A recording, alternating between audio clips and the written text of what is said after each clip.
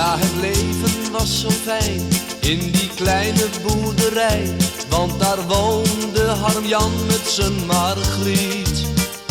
Ja, ze gingen hand in hand, 's morgens heel vroeg naar het land. Veel geluk, iets anders kenden zij toen niet. Door de week handen vol werk, zondagsmorgens naar de kerk, waar ze samen waren voor een pril geluk. Totdat toen op zekere dag zijn Margriet een ander zag, en Harm-Jan die dacht, nu is mijn liefde stuk.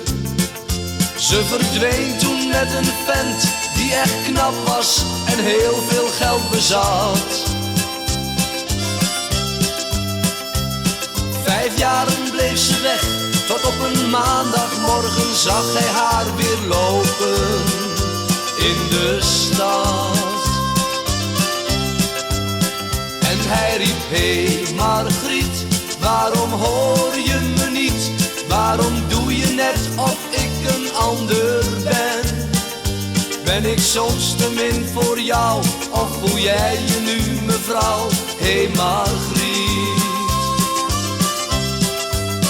Hé Margriet, waarom zie je me niet?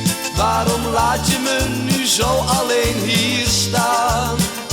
Maak zijn geldje echt blij, kom toch even bij mij. Hé Margriet.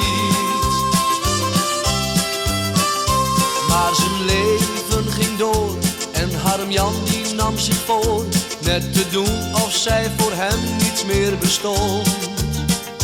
Maar dat viel voor hem niet mee, heel alleen tussen zijn vee zat hij af en toe te huilen op de grond. Ja, zijn vrouw liet hem alleen, waar ze heen ging weet geen een. Ondanks dat hoopt hij dat zij gelukkig is. Hij doet nu alleen het werk, zondags eenzaam naar de kerk, waar hij fluistert, schat, je weet dat ik je mis. Ze was verdwenen met een vent die echt knap was en heel veel geld bezat. En als hij 's nachts in zijn bed lag, zag hij beelden van haar als in een droom. Zijn lieve schat.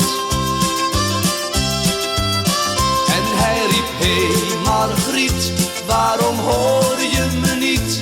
Waarom doe je net of ik een ander ben? Ben ik soms te min voor jou, of voel jij je nu mevrouw? Hé Margriet. Hé Margriet, waarom zie je me niet? Waarom laat je me nu zo alleen hier staan? Maak zijn geldje echt blij, kom toch even bij mij. Hé Margriet. Hé